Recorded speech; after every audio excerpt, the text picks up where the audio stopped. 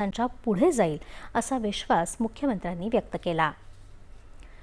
मुंबईत आयोजित Indo American chamber of कॉमर्सच्या राष्ट्रीय अधिवेशनात आज मुख्यमंत्री देवेंद्र फडणवीस सहभागी झाले। अमेरिकेचे भारतातील राजदूत सर्जिओ गोर देखील या अधिवेशनाला उपस्थित होते। यावेळी मुख्यमंत्री फडणवीस आणि सर्जिओ गोर यांच्यात एक बैठक देखील झाली।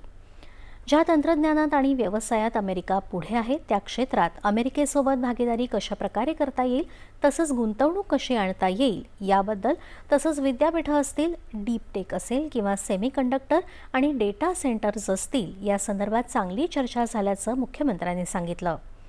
महाराष्ट्रात गुंतवणूक करून आणि सहकार्य वाढवून मोठी व्यवस्था उभारण्याची अमेरिकेची इच्छा आहे असं मुख्यमंत्री म्हणाले।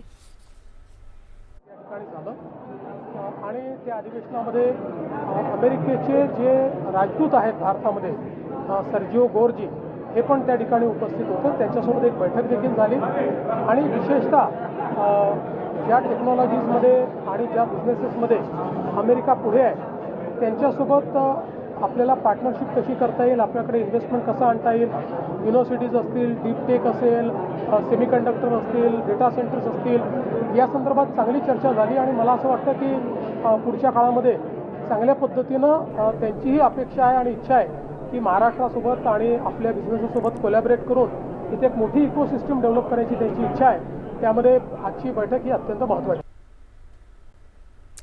भारत अमेरिका संबंधांनी केवळ